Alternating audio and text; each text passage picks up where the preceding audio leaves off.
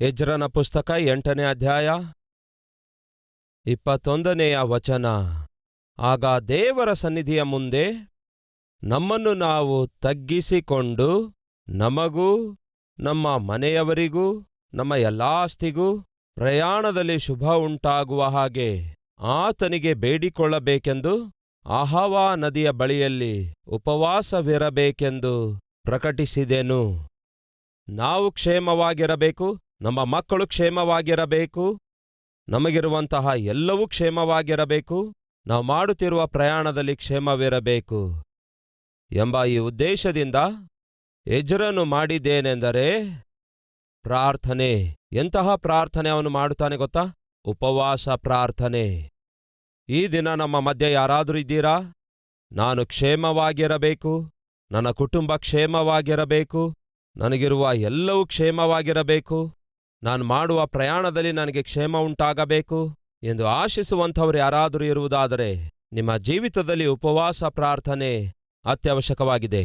ಅನೇಕ ಸಂದರ್ಭಗಳಲ್ಲಿ ನಾವು ಹೊಂದಿಕೊಂಡಿರುವ ಕ್ಷೇಮ ಕಳೆದುಕೊಳ್ಳುವುದಕ್ಕಾಗಿ, ನಾವು ಹೊಂದಿಕೊಂಡಿರುವ ಆಶೀರ್ವಾದಗಳನ್ನು, ಆಸ್ತಿಯನ್ನು ಕಳೆದುಕೊಳ್ಳುವುದಕ್ಕಾಗಿ, ಅವಕಾಶಗಳನ್ನು ಕಳೆದುಕೊಳ್ಳುವುದಕ್ಕಾಗಿ, ಆರೋಗ್ಯವನ್ನು ಕಳೆದುಕೊಳ್ಳುವುದಕ್ಕಾಗಿ, ಆನಂದವನ್ನು ಕಳೆದುಕೊಳ್ಳುವುದಕ್ಕಾಗಿ, ಆರ್ಥಿಕ ಬಲವನ್ನು ಕಳೆದುಕೊಳ್ಳುವುದಕ್ಕಾಗಿ ಒಂದು ಪ್ರಧಾನ ಕಾರಣವೇನೆಂದರೆ ಪ್ರಾರ್ಥನೆಯ ಜೀವಿತ ನೀವು ಅಳವಡಿಸಿಕೊಳ್ಳದೇ ಇರುವಂಥದ್ದು, ಉಪವಾಸ ಪ್ರಾರ್ಥನೆಗೆ ನಿಮ್ಮ ಜೀವಿತದಲ್ಲಿ ಅವಕಾಶ ಕೊಡದೇ ಇರುವಂಥದ್ದು ಆಗಿದೆ.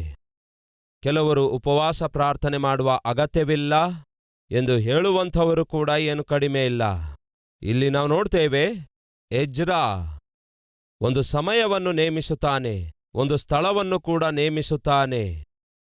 ನಿಮ್ಮ ಜೀವಿತದಲ್ಲಿ ನೀವು ಪ್ರಾರ್ಥನೆ ಮಾಡಬೇಕು ಎಂದು ನೀವು ಆಶಿಸುತ್ತಿರುವುದಾದರೆ ಒಂದು ಸಮಯವನ್ನು ನೇಮಿಸಬೇಕು, ಪ್ರಾರ್ಥಿಸುವುದಕ್ಕಾಗಿ ಒಂದು ಸ್ಥಳವನ್ನು ಕೂಡ ನೇಮಿಸಬೇಕು. ಇಡೀ ಇಂಗ್ಲೆಂಡ್ ದೇಶವನ್ನೇ ಉಜ್ಜೀವನ ಜ್ವಾಲೆಯಿಂದ ಹಬ್ಬಿಸಿರುವಂತಹ ಜಾನ್ ವೆಸ್ಲಿ ಮೆಥೋಡಿಸ್ಟ್ ಸಭೆಯನ್ನು ಸ್ಥಾಪಿಸಿದಂಥವರು. ಅವರು ತಮ್ಮ ಕೋಣೆಗೆ ಹೋಗುವಾಗೆಲ್ಲ ಒಂದೇ ಸ್ಪಾಟಲ್ಲಿದ್ದುಕೊಂಡು ಮೊಳಕಾಲೂರಿ ಪ್ರಾರ್ಥನೆ ಮಾಡ್ತಾ ಇದ್ರು. ಅವರು ಆ ರೀತಿಯಾಗಿ ಮೊಳಕಾಲೂರಿ ಪ್ರಾರ್ಥಿಸಿದಂತಹ ಸ್ಥಳ ಇವಾಗಲೂ ನಾವು ಹೋಗಿ ನೋಡುವುದಾದರೆ ಅವರು ಎಲ್ಲಿ ಮೊಳಕಾಲೂರಿದ್ರೋ ಆ ಸ್ಥಳದಲ್ಲಿ 2 ಕಡೆಯಲ್ಲಿ 2 ಗುಂಡಿಗಳಿವೆ. ಅಂದರೆ ಅವರು ಮೊಳಕಾಲೂರ್ತಾ ಪ್ರಾರ್ಥಿಸಿದ್ದರಿಂದ ಅವರು ಮೊಳಕಾಲೂರಿರುವಂತಹ ಸ್ಥಳದಲ್ಲಿ 2 ತಗ್ಗುಂಟಾದವು.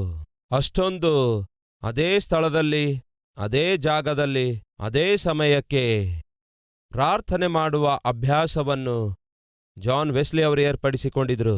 ಕರ್ತನಾದ ಯೇಸುವಿಗೂ ಕೂಡ, ಆತನಿಗೂ ಕೂಡ ಒಂದು ಅಭ್ಯಾಸವಿತ್ತು. ಯಾವುದು ಆ ಅಭ್ಯಾಸವೆಂದರೆ ಪ್ರಾರ್ಥಿಸುವಂಥದ್ದೇ. ಬನ್ನಿ ಒಮ್ಮೆ ನೋಡಿಕೊಳ್ಳೋಣ. ಲೂಕನ ಸುವಾರ್ತೆ ಅಧ್ಯಾಯ 22 ವಚನ 39. ತರುವಾಯ ಆತನು ಹೊರಟು ತನ್ನ ಪದ್ಧತಿಯ ಪ್ರಕಾರ ಎಣ್ಣೆ ಮರಗಳ ಗುಡ್ಡಕ್ಕೆ ಹೋದನು. ಏನಂತಿದೆ ಅಲ್ಲಿ? ತನ್ನ ವಾಡಿಕೆಯ ಪ್ರಕಾರ ಎಣ್ಣೆ ಮರಗಳ ಗುಡ್ಡಕ್ಕೆ ಹೋದನು. ಶಿಷ್ಯರೂ ಆತನ ಹಿಂದೆ ಹೋದರು. ಆತನಿಗೆ ಒಂದು ಪದ್ಧತಿತ್ತು, ಒಂದು ಅಭ್ಯಾಸವಿತ್ತು. ಯಾವುದು ಆ ಅಭ್ಯಾಸ? ಸಾಯಂಕಾಲ ಆದ ಕೂಡಲೇ ಎಣ್ಣೆ ಮರಗಳ ಗುಡ್ಡಕ್ಕೆ ಹೋಗುತ್ತಿದ್ದನು. ಎಣ್ಣೆ ಮರಗಳ ಗುಡ್ಡ ಒಂದು ದೊಡ್ಡ ಗುಡ್ಡವಾಗಿತ್ತು. ಆ ಗುಡ್ಡದ ಮಧ್ಯದಲ್ಲಿ ಗೆತ್ಸೆಮನೆ ಎಂಬ ತೋಟ ಇರುತ್ತಿತ್ತು. ಗೆತ್ಸೆಮನೆ ತೋಟಕ್ಕೆ ಯೇಸು ಹೋಗಿ ಪ್ರಾರ್ಥನೆ ಮಾಡಿದನು ಎಂದು ನೀವು ಓದುವುದಾದರೆ ಅದು ಬೇರೆ ಎಲ್ಲೋ ಇದೆ ಅಂದ್ಕೊಳ್ಬೇಡಿ. ಅದು ಎಣ್ಣೆ ಮರಗಳ ಗುಡ್ಡದ ಮಧ್ಯದಲ್ಲಿ ಆ ಗೆತ್ಸೆಮನೆ ತೋಟ ಇದೆ.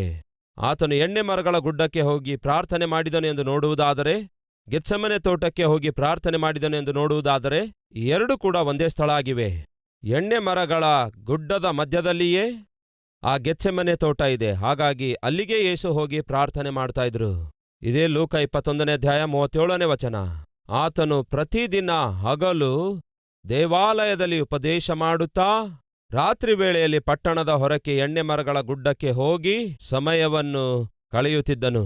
ಆತನಿಗೊಂದು ಅಭ್ಯಾಸವಿತ್ತು, ಪ್ರತಿ ದಿನ ವಾಕ್ಯ ಉಪದೇಶ ಮಾಡೋದು, ಪ್ರತಿ ರಾತ್ರಿ ವೇಳೆಯಲ್ಲಿ ಎಣ್ಣೆ ಮರಗಳ ಗುಡ್ಡಕ್ಕೆ ಹೋಗಿ ಪ್ರಾರ್ಥನೆ ಮಾಡುವಂಥದ್ದು. ಇದು ಆತನ ಅಭ್ಯಾಸ ಆಗಿತ್ತು. ಈಗ ಗಮನಿಸಿ, ಯೇಸು ಪ್ರಾರ್ಥಿಸುವ ಸಮಯವನ್ನು ಏರ್ಪಡಿಸಿಕೊಂಡಿದ್ರು, ಪ್ರಾರ್ಥಿಸುವಂತಹ ಸ್ಥಳವನ್ನು ಕೂಡ ಏರ್ಪಡಿಸಿಕೊಂಡಿದ್ರು. ಹಾಗೆಯೇ ನಾವು ಕೂಡ ಪ್ರಾರ್ಥನೆ ಮಾಡುವುದಕ್ಕಾಗಿ ಒಂದು ಸಮಯವನ್ನು ನೇಮಿಸುವುದಾದ್ರೆ ಚೆನ್ನಾಗಿರುತ್ತೆ. ಯಾವುದೋ ಒಂದು ಟೈಮಲ್ಲಿ ಪ್ರಾರ್ಥನೆ ಮಾಡಿದ್ರೆ ಆಯ್ತು ಎಂದು ಭಾವಿಸಿಕೊಳ್ಳುವಂಥವರು ಯಾವುದೇ ಟೈಮಲ್ಲಾಗಲಿ ಪ್ರಾರ್ಥನೆ ಮಾಡಲಾರರು ಎಂದು ನಿರೂಪಿಸಲ್ಪಟ್ಟಿದೆ. ಈ ದಿನ ಯಾವುದೋ ಒಂದು ಟೈಮಲ್ಲಿ ಪ್ರಾರ್ಥನೆ ಮಾಡೋಣ ಅಂದುಕೊಳ್ಳುವುದಾದರೆ ನೀವು ಯಾವತ್ತೂ ಪ್ರಾರ್ಥನೆ ಮಾಡಲಿಕ್ಕಾಗಲ್ಲ. ಅದೇ ರೀತಿ ಯೇಸು ಕ್ರಿಸ್ತನು ಮತ್ತೊಂದು ಅಭ್ಯಾಸವುಳ್ಳವರಾಗಿದ್ದರು. ಮಾರ್ಕನ ಸುವಾರ್ತೆ 1ನೇ ಅಧ್ಯಾಯ 35ನೇ ವಚನದಲ್ಲಿ ಆತನು ಇನ್ನು ಮೊಬ್ಬಾಗಿರುವಾಗಲೇ ಎದ್ದು, ಇನ್ನೂ ಬಹಳ ಕತ್ತಲೆ ಇರುವಾಗಲೇ ಆತನು ಹೊರಟು ಅಡವಿಯ ಸ್ಥಳಕ್ಕೆ ಹೋಗಿ ಅಲ್ಲಿ ಪ್ರಾರ್ಥಿಸಿದನು ಅಂತ ಇದೆಯಾ, ಪ್ರಾರ್ಥನೆ ಮಾಡಿದ್ದನು ಅಂತ ಇದೆಯಾ, ಅಥವಾ ಪ್ರಾರ್ಥನೆ ಮಾಡುತ್ತಿದ್ದನು ಅಂತ ಇದೆಯಾ? ಪ್ರಾರ್ಥಿಸಿದನು ಅಂದ್ರೆ 1-2 ಸಾರಿ ಮಾಡಿದ್ದನು ಎಂದರ್ಥ. ಪ್ರಾರ್ಥನೆ ಮಾಡುತ್ತಲೇ ಇದ್ದನು ಅಂದ್ರೆ ಅದು ಅಭ್ಯಾಸ ಆಗಿರುತ್ತೆ, ರೈಟ್? ಈಗ ಆತನು ಉದಯ ಕಾಲದಲ್ಲಿಯೇ ಎದ್ದು, ಇನ್ನು ಮೊಬ್ಬಾಗಿರುವಾಗಲೇ ಎದ್ದು, ಅದೊಂದು ಸಮಯ ಆಗಿದೆ. ಮೊಬ್ಬಾಗಿರುವಾಗಲೇ ಅಂದರೆ ಇನ್ನೂ ಕತ್ತಲೆಯಾಗಿರುವಾಗಲೇ, ಅಂದರೆ ಮೇಬಿ ಸುಮಾರು 4:45 ಗಂಟೆಗೆ, ಬೆಳಗ್ಗೆ 4:45 ಗಂಟೆಗೆ ಎದ್ದು ಏಕಾಂತವಾಗಿ ಅಡವಿಯೊಳಗೆ ಹೋಗಿ ಆತನು ಪ್ರಾರ್ಥನೆ ಮಾಡಿದ್ದನ್ನು ನಾವು ನೋಡುತ್ತೇವೆ. ಕಾರಣ, ಯೇಸು ಕ್ರಿಸ್ತನು ಇಳ್ಕೊಳ್ಳುವುದಕ್ಕಾಗಿ ಒಂದು ಮನೆ ಇರಲಿಲ್ಲ. ಸ್ನಾನಿಕನಾದ ಯೋಹಾನನ ಶಿಷ್ಯರು ಬಂದು, ನೀನು ಎಲ್ಲಿ ಉಳ್ಕೊಂಡಿದ್ದಿ, ನಾವು ಬಂದು ನಿನ್ನೊಂದಿಗೆ ಉಳ್ಕೊಳ್ತೇವೆ ಅಂದಾಗ, ನರಿಗಳಿಗೆ ಗವಿಗಳಿವೆ, ಪಕ್ಷಿಗಳಿಗೆ ಗೂಡುಗಳಿವೆ, ಆದರೆ ಮನುಷ್ಯಕುಮಾರನು ತಲೆ ಇಡುವಷ್ಟು ಸ್ಥಳವೂ ಕೂಡ ಭೂಮಿಯ ಮೇಲೆ ಇಲ್ಲ ಅನ್ನುತ್ತಾರೆ. ಪ್ರಪಂಚವನ್ನೇ ಪರಿಪಾಲಿಸಿದಂತಹ ದೇವರು, ಪರಿಪಾಲಿಸುತ್ತಿರುವ ದೇವರು, ಪ್ರಪಂಚವನ್ನೇ ಸೃಷ್ಟಿಸಿದ ದೇವರು, ಈ ಭೂಮಿಯನ್ನೇ ಸೃಷ್ಟಿಸಿರುವ ಸೃಷ್ಟಿಕರ್ತನು, ಈ ಭೂಮಿಯ ಮೇಲೆ ನಿಮಗೋಸ್ಕರ ನನಗೋಸ್ಕರ ಜನಿಸಿ ಬಂದಾಗ, ಈ ಭೂಮಿಯ ಮೇಲೆ ಜೀವಿಸಿದಾಗ ಕನಿಷ್ಠ ತಲೆ ಇಡುವಷ್ಟು ಕೂಡ ಆತನಿಗೆ ಸ್ಥಳ ಕೊಡಲಿಲ್ಲ ಈ ಪಾಪಿಷ್ಟ ಪ್ರಪಂಚ. ಅದಕ್ಕಾಗಿಯೇ ಆತನು ಗುಡ್ಡದ ಮೇಲೆ, ಎಣ್ಣೆ ಮರಗಳ ಗುಡ್ಡದ ಮೇಲೆ, ಅಡವಿಗಳಲ್ಲಿ, ಆಯಾ ಪ್ರಾಂತ್ಯಗಳಲ್ಲಿ ನಿವಾಸಿಸಬೇಕಾಯಿತು. ಆದಾಗ್ಯೂ ಆತನು ಒಂದು ಸಮಯವನ್ನು, ಒಂದು ಸ್ಥಳವನ್ನು ನೇಮಿಸಿದನು. ಎದಕ್ಕಾಗಿ? ಪ್ರಾರ್ಥನೆ ಮಾಡುವುದಕ್ಕಾಗಿ. ಈ ಪ್ರಸ್ತಾವನೆ ತರಲು ಕಾರಣವೇನೆಂದರೆ, ನಿಮ್ಮಲ್ಲಿ ಕೆಲವರು ಇಂಥ ನೆಪ ಹೇಳಬಹುದು. ಯಾವ ನೆಪ ಅಂದರೆ, ಬ್ರದರ್, ನಾನು ಕೂಡ ಪ್ರತ್ಯೇಕವಾಗಿ ಪ್ರಾರ್ಥಿಸಬೇಕೆಂಬ ಆಸೆ ನನಗೂ ಇದೆ, ಒಂದು ಪ್ರತ್ಯೇಕವಾದ ಸ್ಥಳದಲ್ಲಿ ಪ್ರಾರ್ಥಿಸಬೇಕೆಂಬ ಆಸೆ ನನಗೂ ಇದೆ, ಆದರೆ ಪ್ರಾರ್ಥನೆ ಮಾಡಲು ನನಗೊಂದು ಸ್ಥಳವಿಲ್ಲ. ಒಂದು ಸಣ್ಣ ಕೋಣೆ ಇದೆ ನಮಗೆ, ಆ ಸಣ್ಣ ಕೋಣೆಯಲ್ಲಿ ನಾನು, ನನ್ನ ಹೆಂಡತಿ, ಮಕ್ಕಳು ಎಲ್ಲರೂ ಒಟ್ಟಿಗೆ ಇರುತ್ತಾ ಇರುವುದರಿಂದ ಪ್ರಾರ್ಥನೆ ಮಾಡುವುದಕ್ಕಾಗಿ ನನಗೆ ಸರಿಯಾದ ಸ್ಥಳವಿಲ್ಲ ಎಂದು ಹೇಳುವಂಥವರು, ಆ ರೀತಿ ನೆಪ ಹೇಳುವಂಥವರು ಕೂಡ ಏನು ಕಡಿಮೆ ಅಲ್ಲ. ಸಹೋದರ ಸಹೋದರಿಯರೇ, ನಾನು ಕೂಡ ಆರಂಭದಲ್ಲಿ ಹೈದರಾಬಾದಿಗೆ ಬಂದಾಗ ಒಂದು ಕೋಣೆಯಲ್ಲಿ ಇರುತ್ತಾ ಇದ್ದೆ. ಆ ಕೋಣೆಯಲ್ಲಿ ಬಹಳ ಜನ ಫ್ರೆಂಡ್ಸ್ ಕೂಡ ಇರ್ತಾ ಇದ್ರು. ಆ ಕೋಣೆಯಲ್ಲಿ ನನ್ನ ಜೊತೆಗೆ ಫ್ರೆಂಡ್ಸ್ ಇದ್ದಾಗಿಯೂ ಪ್ರಾರ್ಥನೆ ಮಾಡುವುದು ಬಹಳ ಕಷ್ಟವಿತ್ತು. ಹಾಗಾಗಿ ಸಾಧಾರಣವಾಗಿ ನಾನು ಸಾಯಂಕಾಲ ಉದ್ಯೋಗ ಮಾಡಿ ತಿರುಗಿ ಬಂದ ನಂತರ ಹೆಚ್ಚು ಕಾಲ ಬಸ್ ಸ್ಟ್ಯಾಂಡ್ನಲ್ಲಿಯೇ ಪ್ರಾರ್ಥನೆ ಮಾಡುತ್ತಾ ಇದ್ದೆ. ಅಂದರೆ ಸಾಧಾರಣವಾಗಿ 10-10:30 ಗಂಟೆಗೆ ಬಸ್ ಸ್ಟ್ಯಾಂಡಲ್ಲಿ ಯಾರೂ ಇರಲ್ಲ. ಅಲ್ಲೊಂದು ಚೆನ್ನಾಗಿ ಒಂದು ಬೆಂಚ್ ಇರುತ್ತೆ, ಅದರ ಅಡ್ಡ ಒಂದು ಚಿಕ್ಕ ಗೋಡೆ ಇರುತ್ತೆ. ಹಾಗಾಗಿ ಆ ಬಸ್ ಸ್ಟ್ಯಾಂಡ್ಗೆ ಹೋಗಿ ಮೊಳಕಾಲೂರಿ ಆ ಬೆಂಚನ್ನು ಆಧಾರ ಮಾಡಿಕೊಂಡು 2 ಕೈಗಳನ್ನು ಮೇಲೆ ಇಟ್ಟು ಪ್ರಾರ್ಥನೆ ಮಾಡುವುದನ್ನು ಒಂದು ಅಭ್ಯಾಸ ಮಾಡಿಕೊಂಡೆ. ಇಲ್ಲವೇ ಖಾಲಿಯಾಗಿರುವ ಗ್ರೌಂಡ್ ಏನಾದರೂ ಇರುವುದಾದರೆ ಆ ಗ್ರೌಂಡ್ ಮಧ್ಯದಲ್ಲಿ ಹೋಗಿ ಮೊಳಕಾಲೂರಿ ಪ್ರಾರ್ಥಿಸುವುದನ್ನು ಅಭ್ಯಾಸ ಮಾಡಿಕೊಂಡೆ. ನಾನು ಕಾಲೇಜಿನಲ್ಲಿ ಸ್ಟೂಡೆಂಟ್ ಆಗಿದ್ದಾಗ ನನ್ನ ಪ್ರಾರ್ಥನೆಯ ಸ್ಥಳ ಯಾವುದು ಗೊತ್ತಾ? ಅದು ಕೋಣೆ ಅಲ್ಲ, ಬಾತ್ರೂಮ್ ಆಗಿತ್ತು. ಸಾಯಂಕಾಲ ಎಲ್ಲರೂ ಸ್ನಾನ ಮಾಡಿದ ನಂತರ, ರಾತ್ರಿ ಎಲ್ಲರೂ ಮಲಗಿದ ನಂತರ ಬಾತ್ರೂಮ್ ಎಲ್ಲ ಚೆನ್ನಾಗಿ ಶುಭ್ರ ಮಾಡಿಕೊಂಡು ಒದ್ದೆ ಬಟ್ಟೆಯಿಂದ ಪೂರ್ತಿಯಾಗಿ ಒರೆಸಿ ಅದೇ ಬಾತ್ರೂಮಲ್ಲಿ ನಾನು ಪ್ರಾರ್ಥಿಸುತ್ತಿದ್ದೆ. ಕರ್ತನ ಸನ್ನಿಧಿಯಲ್ಲಿ ಆತನಿಗೆ ನನಗಿರುವಂತಹ ಮನವಿಗಳನ್ನು ತಿಳಿಯಪಡಿಸುತ್ತಾ ಆತನೊಂದಿಗೆ ಸಮಯ ಕಳೆಯುತ್ತಿದ್ದೆ. ಈ ದಿನ ನಮಗಿರುವ ನಿಜವಾದ ಸಮಸ್ಯೆ ಸ್ಥಳ ಇಲ್ಲದೇ ಇರುವಂಥದ್ದಲ್ಲ. ನಿಜವಾದ ಸಮಸ್ಯೆ ನಮ್ಮ ಹೃದಯದಲ್ಲಿ ಪ್ರಾರ್ಥಿಸುವಂತಹ ಮನಸ್ಸು ಇಲ್ಲದಿರುವಂಥದ್ದಾಗಿದೆ. ಯೇಸುಕ್ರಿಸ್ತನಿಗೆ ಸ್ಥಳ ಇತ್ತೋ? ತಲೆ ಇಡುವಷ್ಟು ಸ್ಥಳ ಇಲ್ಲದೇ ಇರುವಾಗ ಇನ್ನು ಪ್ರಾರ್ಥಿಸಲು ಕೋಣೆ ಇತ್ತೋ? ಇರಲಿಲ್ಲ ಆತನಿಗೆ. ಹಾಗೆ ಪ್ರಾರ್ಥಿಸಲು ಒಂದು ಕೋಣೆ ಇಲ್ಲದಿದ್ದರೂ ಕೂಡ ಪ್ರಾರ್ಥನೆ ಮಾಡುವಂತಹ ಹೃದಯ ಇದ್ದದ್ದರಿಂದ, ಮನಸ್ಸಿದ್ದದ್ದರಿಂದ ಆತನು ಏನ್ಮಾಡಿದ? ಉದಯ ಕಾಲದಲ್ಲಿಯೇ ಎದ್ದು ಅಡವಿಯೊಳಗೆ ಹೋಗಿ ಏಕಾಂತವಾಗಿ ಪ್ರಾರ್ಥನೆ ಮಾಡಿದ. ಸಾಯಂಕಾಲ ಆದ ಕೂಡಲೇ ಎಣ್ಣೆ ಮರಗಳ ಗುಡ್ಡಕ್ಕೆ ಹೋಗಿ ಏಕಾಂತವಾಗಿ ಪ್ರಾರ್ಥನೆ ಮಾಡುತ್ತಾ ಇದ್ದ. ಆ ದಿನ ಎಜ್ರ ತಾನು ಪ್ರಾರ್ಥನೆ ಮಾಡಬೇಕು ಅಂದುಕೊಂಡಾಗ ಒಂದು ಸಮಯವನ್ನು ಆರಿಸಿಕೊಳ್ಳುತ್ತಾನೆ, ಒಂದು ಸ್ಥಳವನ್ನು ಕೂಡ ಆರಿಸಿಕೊಳ್ತಾನೆ. ಒಂದು ನದಿಯ ತೀರದಲ್ಲಿ ಎಲ್ಲರೂ ಸೇರಿ ಪ್ರಾರ್ಥನೆ ಮಾಡೋಣ ಎಂದು ಪ್ರಕಟಿಸಿ ನದಿ ತೀರದ ಬಳಿಗೆ ಎಲ್ಲರೂ ಸೇರಿ ಬರುತ್ತಾರೆ. ಅದೊಂದು ಸ್ಥಳವಾಗಿತ್ತು. ವಚನದಲ್ಲಿನಿದೆ, ದೇವರ ಸನ್ನಿಧಿಯ ಮುಂದೆ ಅಂತ ಇದೆ. ನೀವು ಎಲ್ಲಿ ಮೊಳಕಾಲೂರುತ್ತೀರೋ ಅಲ್ಲಿ ದೇವರೇ ಇಳಿದು ಬರ್ತಾರೆ. ಅದನ್ನೇ ದೇವರು ತನ್ನ ಸನ್ನಿಧಿಯನ್ನಾಗಿ ಮಾರ್ಪಡಿಸ್ತಾರೆ. ಎಲ್ಲಿ 2-3 ಸೇರಿ ನನ್ನ ನಾಮದಲ್ಲಿ ಪ್ರಾರ್ಥಿಸುತ್ತಾರೋ ಅಲ್ಲಿ ನಾನಿದ್ದೇನೆ ಎಂದು ಯೇಸು ಹೇಳಿದ್ದಾರೆ. ಸಹೋದರ ಸಹೋದರಿಯರೇ, ಆ ಕಾಲದಲ್ಲಿ ಅವರಿಗೆ ಆಲಯ ಇಲ್ಲದ್ದಕ್ಕಾಗಿ ಅವರೆಲ್ಲರೂ ಸೇರಿ ಒಂದು ನದಿ ತೀರದ ಬಳಿಯಲ್ಲಿ ಒಂದು ಸಮಯವನ್ನು ನೇಮಿಸಿಕೊಂಡು, ಒಂದು ಸ್ಥಳವನ್ನು ನೇಮಿಸಿಕೊಂಡು ಕ್ಷೇಮಕ್ಕೋಸ್ಕರ ಪ್ರಾರ್ಥಿಸುತ್ತಾರೆ. ಯಾವ ಕ್ಷೇಮ ಅದು? ನಾವು ಕ್ಷೇಮ ಇರುವ ಹಾಗೆ, ನಮ್ಮ ಮಕ್ಕಳು ಕ್ಷೇಮ ಇರುವ ಹಾಗೆ, ನಮಗಿರುವ ಸಮಸ್ತವೂ ಕ್ಷೇಮ ಇರುವ ಹಾಗೆ, ನಮ್ಮ ಪ್ರಯಾಣ ಕ್ಷೇಮ ಇರುವ ಹಾಗೆ ಅವರು ಪ್ರಾರ್ಥನೆ ಮಾಡಿದರು. ಇದು ಅತ್ಯವಶ್ಯಕವಾಗಿದೆ. ಪ್ರಿಯ ಸಭೆಯೇ, ವೈಯಕ್ತಿಕವಾಗಿ ನೀವು ಕೂಡ ಒಂದು ಸಮಯವನ್ನು, ಒಂದು ಸ್ಥಳವನ್ನು ನೇಮಿಸಿಕೊಳ್ಳುವುದಾದರೆ ಚೆನ್ನಾಗಿರುತ್ತೆ. ಬೆಳಗ್ಗೆ 5 ಗಂಟೆಗೆ ಎದ್ದು ನಾವೆಲ್ಲರೂ ಪ್ರಾರ್ಥನೆ ಮಾಡೋಣ ಎಂಬ ಕರೆ ನಾನು ಕೊಟ್ಟೆ. ನಮ್ಮಲ್ಲಿ ಬಹಳ ಜನ ಅದನ್ನು ಅಭ್ಯಾಸ ಮಾಡಿಕೊಂಡಿದ್ದಾರೆ. ಉದಯ ಕಾಲದಲ್ಲಿ 5 ಗಂಟೆಗೆ ಎದ್ದು ನಾನು ಪ್ರಾರ್ಥಿಸ್ತಿದ್ದೇನೆ ಎನ್ನುವಂಥವ್ರು ಕೈ ತೋರಿಸ್ತೀರಾ? ಎಸ್, ಬಹಳ ಸಂತೋಷ. ನಮ್ಮ ಸಭೆಯಲ್ಲಿ ಪ್ರತಿಯೊಬ್ಬರೂ ಬೆಳಗ್ಗೆ 5 ಗಂಟೆಯಿಂದ 5:15 ಗಂಟೆಯವರೆಗೂ ಪ್ರಾರ್ಥಿಸುತ್ತಾರೆ. 5:15 ಗಂಟೆಯಿಂದ 6 ಗಂಟೆಯವರೆಗೂ ವಾಕ್ಯ ಧ್ಯಾನಿಸುವುದಕ್ಕಾಗಿ ಸಮಯ ಕಳೆಯುವುದಾದರೆ ಅವರ ಜೀವಿತ ಬಹಳ ಆಶೀರ್ವಾದಕರವಾಗಿರುತ್ತೆ. ನಿಮ್ಮಲ್ಲಿ ಎಷ್ಟೋ ಜನ ಸಾಕ್ಷಿ ಕೊಡಬಹುದು, ಅಯ್ಯ, ನೀವು ಹೇಳಿದಂತೆಯೇ ಬೆಳಗ್ಗೆ 5 ಗಂಟೆಗೆ ಎದ್ದು ನಾವು ಪ್ರಾರ್ಥನೆ ಮಾಡುವುದರ ಮೂಲಕ ನಾನು ಎಷ್ಟೋ ಸಂತೋಷವಾಗಿರುತ್ತಾ ಇದ್ದೇನೆ, ಸಮಾಧಾನವಾಗಿರುತ್ತಾ ಇದ್ದೇನೆ. ಆ ದಿನವಿಡೀ ಎಷ್ಟೋ ಪ್ರಶಾಂತಕರವಾಗಿರುತ್ತೆ, ಎಷ್ಟೋ ಸಮಾಧಾನಕರವಾಗಿರುತ್ತೆ. ನಾನು ಮಾಡುವ ಕೆಲಸ ಕಾರ್ಯಗಳಲ್ಲಿ ಜಯ ಕಾಣುತ್ತೇನೆ ಎಂದು ಹೇಳುವಂಥವರಿದ್ದೇ ಇರುತ್ತೀರಿ. ಯಶ್, ಪ್ರಾರ್ಥನೆ ಮಾಡುವುದರ ಮೂಲಕ ಸಮಾಧಾನ ಬರುತ್ತೆ. ಪ್ರಾರ್ಥನೆ ಮಾಡುವುದರ ಮೂಲಕ ದೇವರ ಸನ್ನಿಧಿಯನ್ನು ನಾವು ಅನುಭವಿಸುತ್ತೇವೆ. ಅಷ್ಟೇ ಅಲ್ಲ, ಆ ದಿನ ಸೈತಾನನು ಹೊಂಚು ಹಾಕಿಕೊಂಡಿರುವಂತಹ ಗಲಿಬಿಲಿ, ಹೊಂಚು ಹಾಕಿಕೊಂಡಿರುವಂತಹ ಪಾಪಿಷ್ಟ ತುಫಾನು ಎಲ್ಲವೂ ಅಳಿಸಿ ಹಾಕಲಾಗುತ್ತೆ. ರಿಚರ್ಡ್ ಡಿ ಹ್ಯಾನ್ ಎನ್ನುವಂತಹ ಡೈಲಿ ಬ್ರೆಡ್ ಎಂಬ ಸೇವೆಯನ್ನು ಸ್ಥಾಪಿಸಿದ ಸೇವಕರು ತನ್ನ ತಾಯಿಗೆ ಒಂದು ಪ್ರಶ್ನೆ ಹಾಕ್ತಾರೆ. ಅಮ್ಮ, ಮನೆಯಲ್ಲಿ ನೀನು ಬಹಳ ಪೀಸ್ಫುಲ್ ಆಗಿರುತ್ತಿ. ಎಂದೇ ಆಗಲಿ ನೀನು ತಂದೆಯೊಂದಿಗೆ ಜಗಳವಾಡುವುದಾಗಲಿ, ಸಿಟ್ಟಾಗಿ ನಡೆದುಕೊಳ್ಳುವುದಾಗಲಿ, ಕಿರುಚುವುದಾಗಲಿ, ಕೂಗಾಡುವುದಾಗಲಿ ನಮ್ಮ ಜೀವಿತದಲ್ಲಿ ಯಾವತ್ತೂ ನೋಡಿಲ್ಲ. ಎಷ್ಟು ದೊಡ್ಡ ಸಾಕ್ಷಿ ಅಲ್ಲವೋ? ತನ್ನ ತಾಯಿಗೆ ನೋಡಿ ಮಗ ಹೇಳ್ತಾನೆ, ಅಮ್ಮ, ನಮ್ಮ ಜೀವಿತದಲ್ಲಿ ನೀನು ಡ್ಯಾಡಿಯೊಂದಿಗೆ ಜಗಳ ಆಡುವುದಾಗಲಿ, ಕೋಪ ಪ್ರದರ್ಶಿಸುವುದಾಗಲಿ, ಡ್ಯಾಡಿ ಮೇಲೆ ಸಿಟ್ಟಾಗುವುದಾಗಲಿ ನಾವು ಯಾವತ್ತೂ ಕಾಣಲಿಲ್ಲ. ಅದಕ್ಕೆ ರಹಸ್ಯ ಏನು ಎಂಬುದಾಗಿ ಕೇಳುತ್ತಾನೆ ಮಗನು. ಆಗ ಆ ತಾಯಿ ಹೇಳಿದ ರಹಸ್ಯ ಏನಾಗಿದೆ ಗೊತ್ತಾ? ಮಗನೇ, ನೀನು ನಿಮ್ಮ ಡ್ಯಾಡಿ ಎದ್ದೇಳುವುದಕ್ಕಿಂತ ಮುಂಚೆಯೇ ನಾನೆದ್ದೇಳ್ತೇನೆ. ಎದ್ದು ಮೊದಲು ಮೊಳಕಾಲೂರಿ ಪ್ರಾರ್ಥಿಸುತ್ತೇನೆ. ಸೈತಾನನು ಈ ದಿನದಲ್ಲಿ ಸಿಟ್ಟು, ಕೋಪ ತರುವಂತಹ ಕುಯುಕ್ತಿಗಳನ್ನುಂಟು ಮಾಡಿ ಒಳಸಂಚುಗಳನ್ನು ಮಾಡುತ್ತಾನಾದುದರಿಂದ ನಾನು ಅವನು ಎಬ್ಬಿಸಬೇಕೆಂದಿರುವ ಧೂಳು ಎದ್ದೇಳುವುದಕ್ಕಿಂತ ಮುಂಚೆಯೇ ಆ ಧೂಳಿಯ ಮೇಲೆ ಪ್ರಾರ್ಥನೆ ಎಂಬ ನೀರನ್ನು ಚಿಮುಕಿಸುತ್ತೇನೆ. ಅರ್ಥ ಮಾಡಿಕೊಳ್ಳಿ ಪ್ರಿಯರೇ, ನೀವು ಮನೆ ಗೂಡಿಸುತ್ತಾ ಇದ್ದೀರಿ ಅಂದ್ಕೊಳ್ಳಿ. ಧೂಳೇನಾದರೂ ಇದ್ರೆ ಆ ಧೂಳನ್ನು ಮನೆಯಲ್ಲಿ ಗೂಡಿಸುವಾಗ ಆ ಧೂಳಿ ಎದ್ದೇಳುತ್ತೆ. ಆ ಧೂಳಿ ಮೇಲಕ್ಕೆದ್ದಾಗ ಏನಾಗುತ್ತೆ? ನಿಮಗೆ ಉಸಿರಾಡಲು ತೊಂದರೆಯಾಗುತ್ತೆ. ಖಚಿತವಾಗಿ ಸೀನು ಬರುತ್ತೆ, ಕೆಮ್ಮು ಬರುತ್ತೆ, ಉಸಿರಾಡಲು ಕಷ್ಟವಾಗಿರುತ್ತೆ. ಇದು ಸಹಜ. ಯಾಕೆ ನಮಗೆ ಉಸಿರಾಡೋದಿಲ್ಲ? ಯಾಕೆ ನಮಗೆ ಕೆಮ್ಮು ಬರುತ್ತೆ, ಸೀನುಗಳು ಬರ್ತವೆ? ಅದಕ್ಕೆ ಕಾರಣ ಎದ್ದ ಧೂಳು ಏನ್ ಮಾಡಿದೆ ಅಂದ್ರೆ ನಮಗೆ ಉಸಿರಾಡದಂತೆ ಮಾಡಿದೆ. ಈಗ ಬುದ್ಧಿಯುಳ್ಳ ಮನೆ ಒಡತೆ ಏನ್ ಮಾಡುತ್ತಾಳೆ?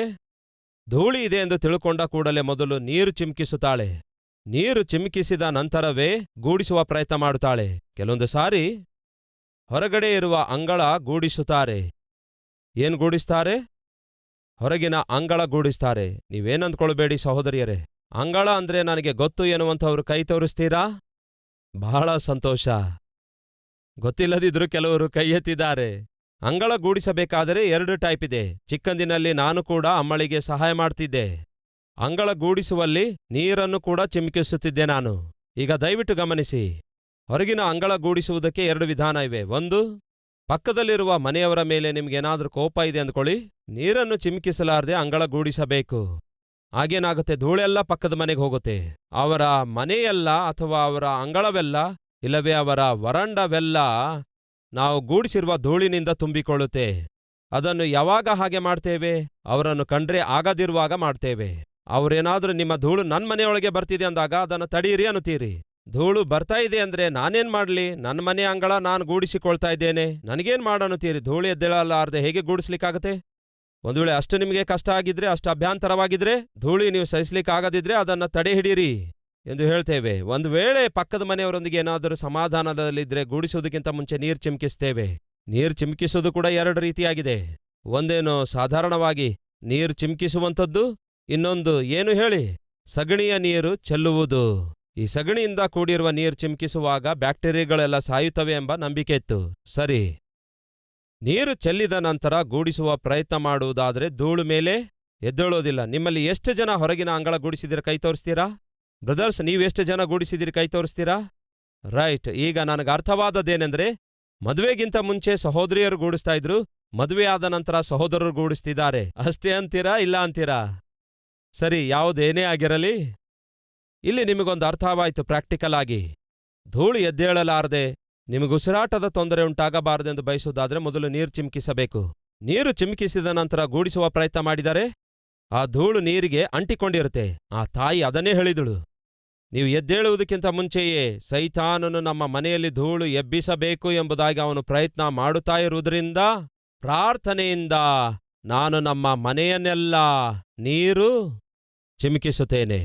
ಹಾಗೆ ನೀರು ಚಿಮುಕಿಸಿದ ಮೇಲೆ ಸೈತಾನನು ಎಷ್ಟೇ ಧೂಳು ಎಬ್ಬಿಸಬೇಕೆಂಬ ಪ್ರಯತ್ನ ಮಾಡಿದರು, ಆ ಧೂಳು ಎದ್ದೇಳುವುದೇ ಇಲ್ಲ. ಸಹೋದರಿಯರೇ, ನಿಮಗೆ ಅರ್ಥವಾಯ್ತಾ? ಸಹೋದರಿಯರೇ, ನಿಮಗೆ ಅರ್ಥವಾಯ್ತಾ? ಯಾವಾಗ ನೋಡಿದ್ರು ಮನೆಯಲ್ಲಿ ಜಗಳ ಇವೆಯಾ? ಮಾತಿಗೆ ಮಾತು ಬೆಳೆಯುತ್ತವೆಯೋ? ಮನೆಯಲ್ಲಿ ಕಿರ್ಚಾಟ ಇದೆಯೋ? ಸಿಟ್ಟಿನಿಂದ ನಡ್ಕೊಳ್ಳುತ್ತೀರೋ? ಕೋಪ, ಆವೇಶ, ಆಗ್ರಹಗಳಿವೆಯಾ? ಮನೆ ಟಾಪ್ ಎದ್ದೇಳುತ್ತೋ ನೀವು ಕಿರ್ಚೋದ್ರಿಂದ? ಇದೆಲ್ಲದಕ್ಕೆ ಕಾರಣ ಗೊತ್ತಾ? ಆ ಮನೆಯಲ್ಲಿ ಉದಯ ಕಾಲದಲ್ಲಿ ಎದ್ದು ಪ್ರಾರ್ಥಿಸುವ ಮನೆ ಒಡತಿಯ ಕೊರತೆ ಇದೆ. ಆ ಮನೆಯಲ್ಲಿ ಉದಯ ಕಾಲದಲ್ಲಿಯೇ ಎದ್ದು ಪ್ರಾರ್ಥಿಸುವ ಗಂಡನ ಕೊರತೆ ಇದೆ. ಅದಕ್ಕೆ ಸಿಟ್ಟುಗಳು, ಅದಕ್ಕೆ ಕೋಪತಾಪಗಳು, ಅದಕ್ಕೆ ನೀವು ಮಾಡುವಂತಹ ಕೆಲಸದಲ್ಲಿ ಒಂದಲ್ಲ ಒಂದು ರೀತಿಯಲ್ಲಿ ಸಿಟ್ಟಾಗುವುದು. ಅದು ಯಾವುದೇ ಉದ್ಯೋಗ ಆಗಿರಬಹುದು. ಉದ್ಯೋಗ ಮಾಡುವ ಸ್ಥಳದಲ್ಲೂ ಕೂಡ ನೀವು ಪ್ರಾರ್ಥನೆಯಿಂದ ನಿಮ್ಮ ಉದ್ಯೋಗ ಪ್ರಾರಂಭಿಸುವುದಾದರೆ ಎಷ್ಟೋ ಚೆನ್ನಾಗಿರುತ್ತೆ. ಹಾಗಂತ ಅಲ್ಲಿಗೆ ಹೋಗಿ ಮೊಳಕಾಲೂರಿ ಗಂಟೆಗಳವರೆಗೂ ಉದ್ಯೋಗ ಮಾಡುವ ಸಮಯದಲ್ಲಿ ಪ್ರಾರ್ಥನೆ ಮಾಡಿರಿ ಎಂದು ಹೇಳ್ತಾ ಇಲ್ಲ ಪ್ರಿಯರೇ. ಒಂದು ವೇಳೆ ನಿಮ್ಮ ಆಫೀಸ್ ಟೈಮ್ ಬೆಳಿಗ್ಗೆ 8 ಗಂಟೆ ಆಗಿರೋದಾದ್ರೆ, 8 ಗಂಟೆಗೆ ನಿಮ್ಮ ಆಫೀಸ್ ಸ್ಟಾರ್ಟ್ ಆಗುವುದಾದರೆ 7:45ಕ್ಕೆ ಹೋಗಿರಿ. ಮೌನವಾಗಿ ಪ್ರಾರ್ಥಿಸಿ. ಲೋಕಕ್ಕೆಲ್ಲ ಗೊತ್ತಾಗುವ ಅಗತ್ಯವಿಲ್ಲ ನೀವು ಪ್ರಾರ್ಥನೆ ಮಾಡ್ತಾ ಇದ್ದೀರೆಂದು. ಮೌನವಾಗಿ ಕೂತ್ಕೊಂಡು ನಿಮ್ಮ ಮನಸ್ಸಲ್ಲಿರುವುದೆಲ್ಲ ಯೇಸುವಿಗೆ ಹಂಚಿಕೊಳ್ಳ್ರಿ. ಯೇಸುವಿನ ಸಹಾಯ ತೆಗೆದುಕೊಳ್ಳ್ರಿ. ಒಂದು ದಿವಸ ಒಂದು ಬ್ಯಾಂಕ್ ಜನರಲ್ ಮ್ಯಾನೇಜರ್, ಅವರಿಗೆ ಒಂದು ಸಮಸ್ಯೆ ಬಂದಿತ್ತು. ಆ ಸಮಸ್ಯೆ ತೀರಿಸಲಿಕ್ಕಾಗ್ತಿರ್ಲಿಲ್ಲ. ಆದರೆ ಅವನಿಗೊಂದು ನಂಬಿಕೆ ಇತ್ತು. ಅದೇನೆಂದರೆ, ಅದೇ ಬ್ಯಾಂಕ್ನಲ್ಲಿ ಇರುವಂತಹ ಮ್ಯಾನೇಜರ್ ಬಹಳ ಚುರುಕಾಗಿದ್ದ, ಬಹಳ ತಿಳುವಳಿಕೆ ಉಳ್ಳವನಾಗಿದ್ದ. ಯಾವುದೇ ಸಮಸ್ಯೆ ಬಂದರೂ ಕೂಡ ಕ್ಷಣ ಮಾತ್ರದಲ್ಲಿ ಪರಿಷ್ಕರಿಸುತ್ತಿದ್ದ. ಹಾಗಾಗಿ ಹೀಗಾದರೂ ಮಾಡಿ ನಾನು ಈ ದಿನ ಸ್ವಲ್ಪ ಅರ್ಲಿಯಾಗಿ ಹೋಗಿ ಆ ಮ್ಯಾನೇಜರ್ಗೆ ಭೇಟಿಯಾಗಿ ನನ್ನ ಸಮಸ್ಯೆ ಅವನೊಂದಿಗೆ ಹಂಚಿಕೊಂಡು ಮತ್ತು ಈ ಸಮಸ್ಯೆಗೆ ಪರಿಷ್ಕಾರ ಏನೆಂದು ಅವನಿಂದ ತಿಳ್ಕೊಳ್ಳಬೇಕು ಎಂದು ಯೋಚಿಸಿ ಅರ್ಧ ಗಂಟೆ ಮುಂಚಿತವಾಗಿಯೇ ಹೋಗ್ತಾನೆ. ಆಫೀಸ್ ಇನ್ನು ಸ್ಟಾರ್ಟ್ ಮಾಡುವುದಕ್ಕಿಂತ ಮುಂಚೆಯೇ ಮ್ಯಾನೇಜರ್ ಸ್ವಲ್ಪ ಅರ್ಲಿಯಾಗಿ ಬರ್ತಾನೆಂದು ತಿಳ್ಕೊಂಡದ್ದರಿಂದ ಮ್ಯಾನೇಜರ್ಗೆ ಭೇಟಿಯಾಗಿ ಸಮಸ್ಯೆ ಪರಿಹರಿಸಿಕೊಳ್ಳೋಣ ಎಂದು ಅರ್ಧ ಗಂಟೆ ಮುಂಚಿತವಾಗಿ ಹೋಗ್ತಾನೆ. ಮ್ಯಾನೇಜರ್ ಬಾಗಿಲು ಅಂದರೆ ಮ್ಯಾನೇಜರ್ ಅವರಿಗೆ ಪರ್ಸನಲ್ ಆಗಿ ಒಂದು ರೂಮ್ ಇರುತ್ತೆ ಅಲ್ಲವೋ, ಆ ರೂಮಿನ ಬಾಗಿಲು ಮುಚ್ಚಲಾಗಿತ್ತು. ಹೊರಗಡೆ ಆಫೀಸ್ ಬಾಯ್ ನಿಂತಿದ್ದ. ಒಳಗಡೆ ಮ್ಯಾನೇಜರ್ ಇದ್ದಾರಾ? ಇದ್ದಾರೆ ಸಾರ್, ನಾನು ಒಳಗೆ ಹೋಗಬಹುದಾ ಅಂದಾಗ 8 ಗಂಟೆಯವರೆಗೂ ಯಾರಿಗೂ ಒಳಗಡೆ ಬರಬೇಡ ಎಂಬುದಾಗಿ ಹೇಳಿದ್ದಾರೆ ಅಂದಾಗ, ಯಾಕೆ ಏನ್ ಮಾಡ್ತಾರೆ ಒಳಗಡೆ ಎಂದು ಕೇಳಿದಾಗ, ಈ ದಿನವಿಡೀ ತನಗೆ ಕ್ಷೇಮ ಉಂಟಾಗುವ ಹಾಗೆ, ತಾವು ಮಾಡುವ ಎಲ್ಲಾ ಕೆಲಸದಲ್ಲಿ ಆಶೀರ್ವಾದ ಉಂಟಾಗುವ ಹಾಗೆ ಅವರು ತಮ್ಮ ದೇವರಿಗೆ ಪ್ರಾರ್ಥನೆ ಮಾಡುತ್ತಾರೆ ಸರ್ ಅಂದ. ತನ್ನ ದೇವರಿಗೆ ಪ್ರಾರ್ಥನೆ ಮಾಡಿದ ನಂತರವೇ ತನ್ನ ಆಫೀಸ್ ಕೆಲಸ ಪ್ರಾರಂಭಿಸುತ್ತಾರೆ ಅಂದನು. ಈ ಅರ್ಧ ಗಂಟೆ ಸಮಯ ಯಾರು ಬಂದು ಡಿಸ್ಟರ್ಬ್ ಮಾಡುವಂತೆ ಬಿಡಲ್ಲ ಅಂದ. ಆಗ ಜನರಲ್ ಮ್ಯಾನೇಜರ್ ತನ್ನ ಮನಸ್ಸಲ್ಲಿ ಅಂದ್ಕೊಂಡ ಮಾತೇನು ಗೊತ್ತಾ? ಅರ್ಥವಾಯ್ತು, ಇವನಿಗೆ ಜ್ಞಾನ ಎಲ್ಲಿಂದ ಬರ್ತಾ ಇದೆ ಎಂಬುದಾಗಿ. ಯಾಕೆ ಇವನು ನನಗಿಂತಲೂ ವಿವೇಕ ಮತ್ತು ತಿಳುವಳಿಕೆ ಉಳ್ಳವನಾಗಿ ಮ್ಯಾನೇಜರ್ ಆಗಿದ್ದಾನೆ ಎಂದು ಯಾಕೆ ಎಲ್ಲರೂ ಭಾವಿಸ್ತಿದ್ದಾರೆಂದು ನನಗೆ ಅರ್ಥವಾಯ್ತು ಅಂದ್ಕೊಂಡ. ಸಹೋದರ ಸಹೋದರಿಯರೇ, ನಾವು ಮಾಡುವ ಯಾವುದೇ ಕೆಲಸ ಆಗಿರಬಹುದು, ಅದಕ್ಕೆ ಸಾಧಾರಣವಾಗಿ ಭಾನುವಾರ ಪ್ರಾರ್ಥನೆ ಮಾಡುವಾಗ ಖಚಿತವಾಗಿ ಈ ಮಾತು ಬಳಸುತ್ತೇನೆ. ದೇವರೇ, ಈ ವಾರದಲ್ಲಿ ನಾವು ಮಾಡುವ ಪ್ರಯಾಸದಲ್ಲಿ, ನಾವು ಮಾಡುವ ಪ್ರಯಾಣದಲ್ಲಿ, ನಾವು ಮಾಡುವ ಪ್ರಯತ್ನದಲ್ಲಿ, ನಾವು ಮಾಡುವ ಪ್ರತಿಯೊಂದು ವಿಷಯದಲ್ಲಿ ನಮಗೆ ಜಯವನ್ನು ದಯಪಾಲಿಸು ದೇವರೇ ಎಂದು ಪ್ರಾರ್ಥನೆ ಮಾಡುವ ಕಾರಣವೇನೆಂದರೆ, ನಾವು ಮಾಡುವ ಪ್ರಯತ್ನ ಸಫಲಗೊಳ್ಳಬೇಕಾದರೆ, ನಾವು ಮಾಡುವ ಪ್ರಯಾಣದಲ್ಲಿ ಕ್ಷೇಮ ಭದ್ರತೆಯುಂಟಾಗಬೇಕಾದರೆ, ನಾವು ಪಡುವ ಪ್ರತಿಯೊಂದು ಪ್ರಯಾಸದಲ್ಲಿ ಜಯ ಹೊಂದಬೇಕಾದರೆ, ನಾವು ಮಾಡುವ ಪ್ರಾರ್ಥನೆಗಳಿಗೆ ಉತ್ತರ ಬರಬೇಕಾದರೆ ಅದು ಕೇವಲ ದೇವರಿಂದ ಮಾತ್ರವೇ ಸಾಧ್ಯವಾಗುತ್ತೆ. ಅದಕ್ಕಾಗಿಯೇ ಹೇಳ್ತಿದ್ದೇನೆ, ನೀವು ಯಾವುದೇ ಪ್ರಯತ್ನ ಮಾಡಿರಿ, ಆದರೆ ಪ್ರಾರ್ಥನೆಯೊಂದಿಗೆ ಪ್ರಯತ್ನ ಮಾಡಿ. ಒಂದು ದಿನ ಅಬ್ರಹಾಮನು ತನ್ನ ಬಳಿಯಲ್ಲಿ ನಂಬಿಗಸ್ತನಾಗಿರುವಂತಹ ದಾಸನಾದ ಎಲಿಯಾಜರನನ್ನು ಕರೆದು, ಇಸಾಕನು ಎಂಬ ನನ್ನ ಮಗನಿಗೋಸ್ಕರ ತಕ್ಕ ಜೀವನ ಸಂಗಾತಿಯನ್ನು ನೀನು ಹುಡುಕಿಕೊಂಡು ಬಾ ಎಂದು ಹೇಳಿದಾಗ ಎಲಿಯಾಜರನು ಮಾಡಿದೇನು ಗೊತ್ತಾ?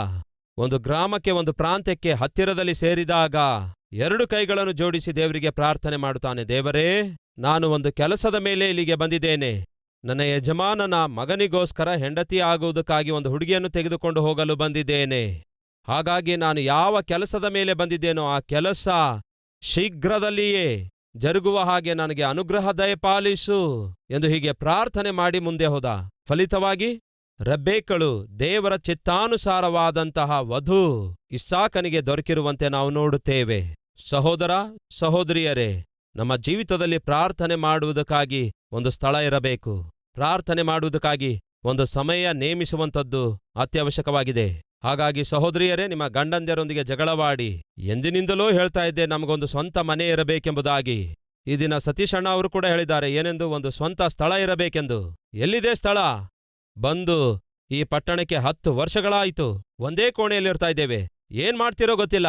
ಸ್ವಂತ ಮನೆಯ ಕೋರಿಕೆ ನೆರವೇರಿಸಲೇಬೇಕು. ಯಾವ ನೆಪದಲ್ಲಿ ಹೇಳ್ರಿ? ಯಾವ ನೆಪದಲ್ಲಿ? ಪ್ರಾರ್ಥನೆ ಎಂಬ ನೆಪದಲ್ಲಿ. ಬಹಳ ಜನರಿಗೆ ಸ್ವಂತ ಮನೆಗಳಿವೆ. ಇದ್ದ ಮಾತ್ರಕ್ಕೆ ಆ ಮನೆಯಲ್ಲಿ ಅವರು ಪ್ರಾರ್ಥನೆ ಮಾಡ್ತಿದ್ದಾರಂತೀರಾ? ಇಲ್ವಲ್ಲ. ಬಹಳ ಜನರಿಗೆ ಸ್ವಂತ ಮನೆಗಳಿಲ್ಲ.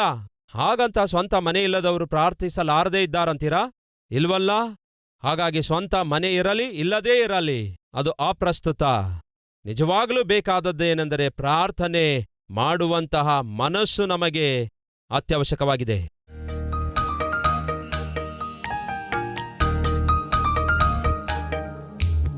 ಯೆಶಯ್ಯ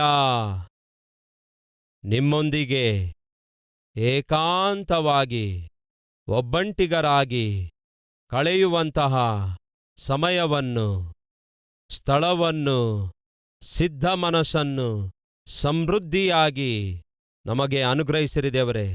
ನಿಮ್ಮೊಂದಿಗೆ ನಾವು ಮಾತಾಡುತ್ತಿದ್ದೇವೆ, ಆದರೆ ನೀವು ಮಾತಾಡುವುದಕ್ಕಾಗಿ ಸಮಯವನ್ನು ನಾವು ಕೊಡ್ಲಿಕ್ಕಾಗಲಿಲ್ಲ. ನಮ್ಮನ್ನು ಕ್ಷಮಿಸಿರಿ ದೇವರೇ.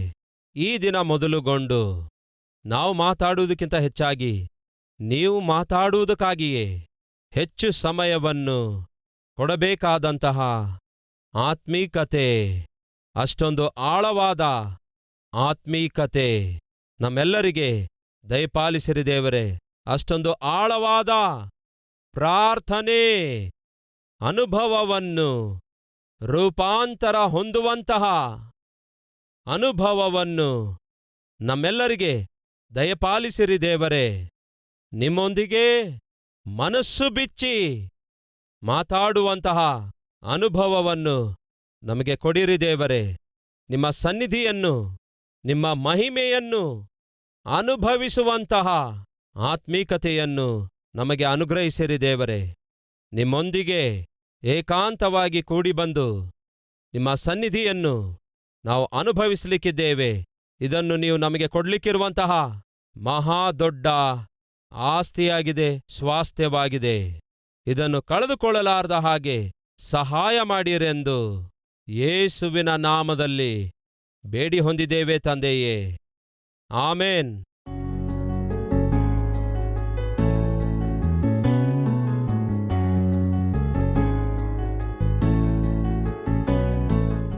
Calvary temple birthday cake.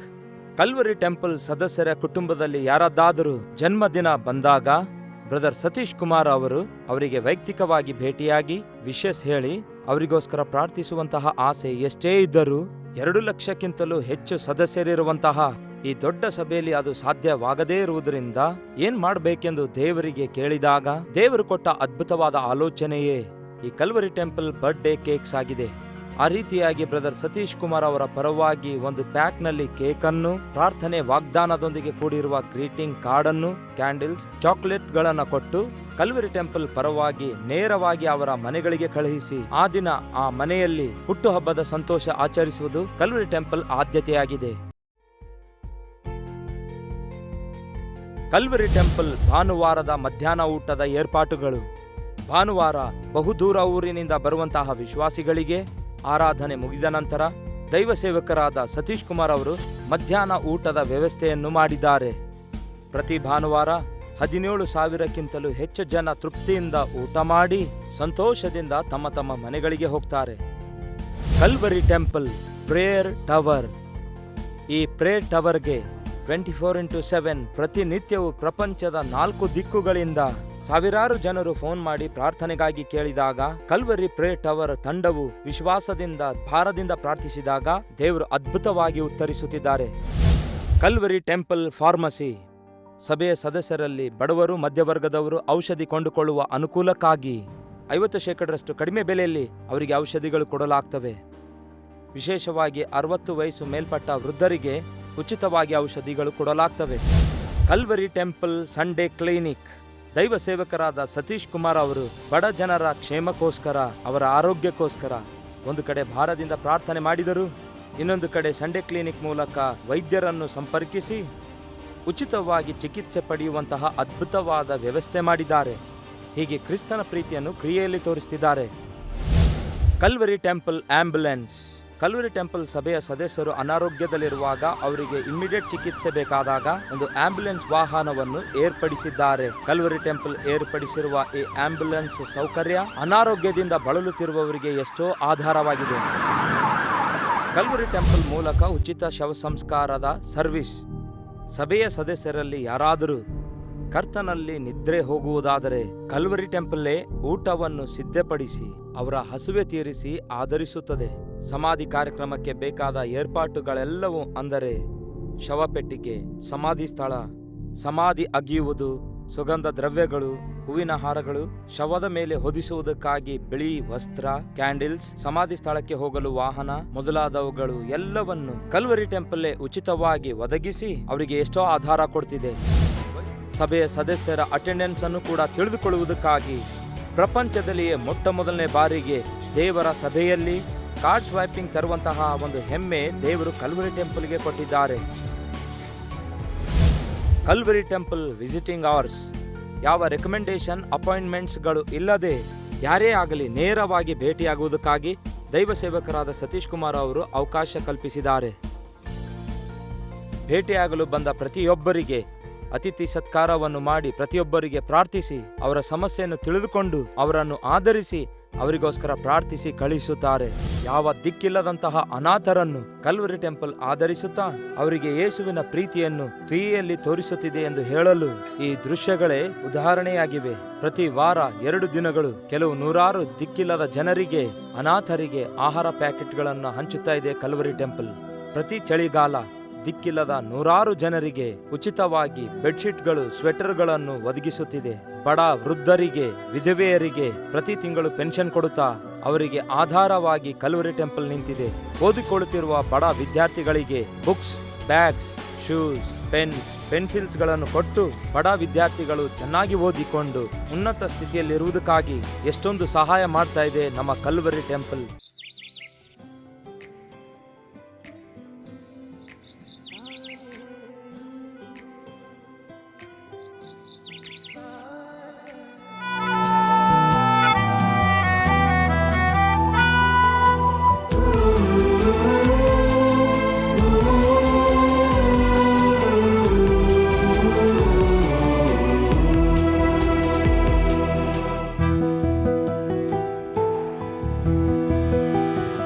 ನಮ್ಮ ವಿಳಾಸ Calvary, post box number 30, Kukatpally, Hyderabad 72.